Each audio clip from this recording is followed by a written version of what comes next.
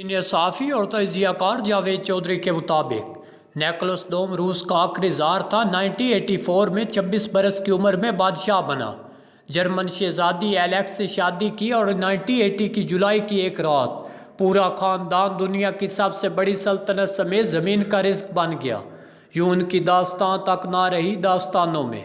Nicholas دوم قوت فیصلہ سے محروم شخص تھا اور تاریخ بتاتی ہے قوت فیصلہ سے محروم لوگوں کے ہاتھوں میں جب طاقت آتی ہے تو یہ اپنے سمیت ہر چیز کو برباد کر دیتے ہیں۔ نیکولس نے بھی یہی کیا۔ اس نے پہلے جاپان کے ساتھ جنگ چھیڑی، اپنی پوری نیوی برباد کر لی، پھر پہلی جنگ عظیم میں خود کمانڈر ان چیف بن کر محاذ پر چلا گیا۔ ماں سمجھدار خاتون تھی، اس کا کہنا تھا تم اگر جنگ ہار گئے تو یہ زار کی ہار ہوگی، تم جرنیلوں کو جنگ لڑنے دو تاکہ اگر ہار جاؤ تو شکست کو جسٹیفائی کر سکو۔ وہ نہیں مانا، محاذ پر گیا اور جنگ میں روس کے لاکھوں فوجی مارے گئے۔ دوسری طرف روس کے اندر قحط، بے روزگاری اور کساد بازاری کا بازار گرم ہو گیا۔ لاکھوں کسان، مزدور اور ہنرمند بے روزگار ہو گئے۔ ایک وقت کا کھانا بھی ناممکن ہو گیا۔ لا اینڈ آرڈر اور جسٹس سسٹم دم توڑ گیا۔ سڑکوں پر نوجوانوں کے جتھے پھرتے تھے اور وہ کسی کو بھی کسی بھی وقت لوٹ لیتے تھے اور لوٹنے والے کا کوئی پرسان حال نہیں ہوتا تھا۔ شاہی محلات کے اندر تک چوری ہو جاتی تھی۔ لوگوں نے بھوک سے تنگ آ کر سینٹ پیٹرز برگ کا محاصرہ کر لیا۔ زار نے ہجوم پر گولی چلانے کا حکم دے دیا، ہزاروں لوگ مارے گئے۔ محل کے سامنے لاشوں کا انبار لگ گیا، کوئی اٹھانے والا نہیں تھا۔ مزدوروں اور کسانوں نے انقلاب کی بنیاد رکھی۔ ولادیمیر آگے بڑھا اور پورا ملک اس کے پیچھے چل پڑا۔ دوسری طرف محل کے اندر کی حالت یہ تھی، ملکہ الیگزینڈر پوپ جیسے جعلی پیر کی مریدنی بن چکی تھی۔ ولیعہد الیکس بلڈ کینسر کا مریض تھا۔ ملکہ کا خیال تھا شہزادہ پادری کی دعا سے سلامت ہے، لہٰذا پادری کے ہر مشورے اور مطالبے پر آمین کہنا ملکہ کا فرض تھا۔ پادری ایک عیاش اور کرپٹ آدمی تھا اور اس نے ملکہ کے قرب کا جی بھر کر فائدہ اٹھایا۔ شہزادیاں تک اس کے ہاتھ سے محفوظ نہیں تھی، لہٰذا پھر وہ دن آ گیا جب ہجوم نے محل کا گھیراؤ کیا۔ شاہی خاندان گرفتار ہوا، سال بھر قید تنہائی میں رکھا گیا اور 17 جولائی 1980 کو پورے خاندان کو گولی مار کر جنگل میں دفن کر دیا گیا۔ یوں روسی شاہی خاندان کا 304 سالہ جادو ٹوٹ گیا۔ یہ انقلاب آنے کی 3 بڑی وجوہات تھی: بے روزگاری، بے مہار مہنگائی اور ریاست کا کمزور ہوتا ڈھانچہ۔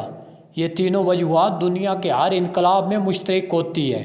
روس کے آخری زار کے دور میں 2.5 کروڑ لوگ بے روزگار ہوئے، کسانوں سے کھیت، مزدوروں سے مزدوری اور ملازموں سے ملازمتیں چھن گئی۔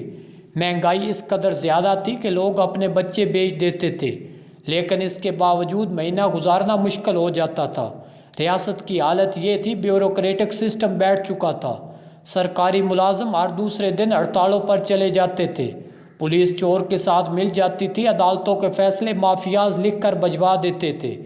فوج کا مکمل کنٹرول تھا۔ بادشاہ ملکہ کے زیر اثر تھا۔ ملکہ پادری کے پاؤں میں بیٹھی رہتی تھی اور پادری شراب، عورت اور پیسے وصول کر کے کسی کو بھی کسی بھی عہدے پر تعینات کر دیتا تھا، لہٰذا پورا ملک بیٹھ گیا۔ انقلاب فرانس کے دوران فرانس میں بھی یہی ہوا۔ بادشاہ ملکہ کے پلو کے ساتھ بندھا تھا اور ملکہ عوام کو مشورے دے رہی تھی، آپ کو بریڈ نہیں ملتی تو کیک کھا لے۔ ایران کے انقلاب میں بھی سڑکوں پر عوام کا ریلا بہہ رہا تھا اور دوسری طرف بادشاہ کی گھڑی 1 گھنٹہ پیچھے رہ جاتی تو شاہی گھڑی ٹھیک کرانے کی بجائے پورے ملک کی گھڑیاں 1 گھنٹہ پیچھے کر دی جاتی۔ عدالتوں کے فیصلے جج نہیں لکھتے تھے، ایران کی خفیہ ایجنسی ساواک کے دفتروں میں لکھے اور جاری کیے جاتے تھے، لہٰذا گلیوں میں بھی خون بہا اور سلطنت بھی پارا پارا ہو گئی۔ پاکستان، روس، فرانس اور ایران نہیں، ہم ہو بھی نہیں سکتے کیونکہ یہ تینوں ملک بہرحال کسی قوم کے ملک ہیں۔ ایران 2500 سال پرانی قوم ہے، فرانس کی تاریخ 2000 سال قدیم ہے۔ روس اس وقت بھی موجود تھا جب یورپ میں کوئی ملک، کوئی قوم آباد نہیں تھی، لہٰذا یہ تینوں انقلاب کا جھٹکا برداشت کر گئے۔ وہاں صرف عنان اقتدار اور آئین تبدیل ہوا، لہٰذا ہم ایک قوم نہیں ہیں اور نہ ہی ہماری کوئی تاریخ ہے۔ ہم ہزاروں سال سے سینٹرل ایشیا تل آزماؤں کی روندی ہوئی زمینیں ہیں، لہٰذا آپ میری بات لکھ لیجئے۔ اگر پاکستان میں روس، فرانس اور ایران جیسے حالات پیدا ہو گئے تو ہم بکھر جائیں گے، ہم ایک ملک نہیں رہیں گے۔ پاکستان خواب کی طرح ٹوٹ جائے گا۔ میں آپ سب سے معذرت چاہتا ہوں، میں آپ کو مایوس نہیں کرنا چاہتا، لیکن آپ بھی کسی روز یہ ماننے پر مجبور ہو جائیں گے۔ ہم حقیقتاً انقلاب کی اس دانے پر ہے جس میں اب صرف ایک لاش گرنے کی دیر ہے، اور پھر یہ ملک کسی سے بھی سنبھالا نہیں جائے گا، کسی سے بھی نہیں۔ آپ بے روزگاری دیکھ لیں، پاکستان تاریخی بے روزگاری کا شکار ہے۔ روزگار کی شرح 1 اور 10 ہے، 10 لوگوں میں سے 1 کماتا اور 9 کھاتے ہیں، اور کمانے والوں کی ہمت بھی اب جواب دے رہی ہے۔ اور بے روزگاری کی وجہ کیا ہے؟ بے ہنری اور غیر کاروباری ماحول۔ ہم نے اس ملک میں کام کرنے والوں، روزگار دینے والوں اور کامیاب ہونے والوں کو گالی بنا دیا ہے۔ آپ اگر دہی بھلے کی ریڑھی بھی لگا لیں تو خاندان سے لے کر حکومت تک ہر شخص آپ کا مخالف ہو جائے گا، کوئی آپ کو دلاسا تک نہیں دے گا۔ ہم نے ملک میں آج تک لوگوں کو اسکل نہیں سکھائی۔ ملک میں 10 کروڑ لوگ بے روزگار ہیں، لیکن ڈرائیور تلاش کرتے ہیں تو 20-20 سال ڈرائیور نہیں ملتا۔ ایوریج کوک، مستری، الیکٹریشین اور پلمبر تک نہیں ہے۔ ایوان صدر کی ٹوٹیاں تک لیک رہی ہے۔ ایسے میں ملکوں میں بے روزگاری نہیں ہوگی تو اور کیا ہوگا؟ اور اس سب کا نتیجہ کیا نکلے گا؟ وہی نکلے گا جو ایسے حالات میں نکلا کرتا ہے۔ لیکن مجھے افسوس اس نتیجے کا نہیں، مجھے افسوس ملک کے طاقتور عہدیداروں کے رویوں پر ہے۔ یہ لوگ کھلی آنکھوں سے چھپکلی کھا رہے ہیں اور ان کے کان پر جون تک نہیں رینگتی۔ کیوں؟ اس کیوں کا فیصلہ بہرحال مورخ لکھے گا، اور مورخ اب زیادہ دور نہیں۔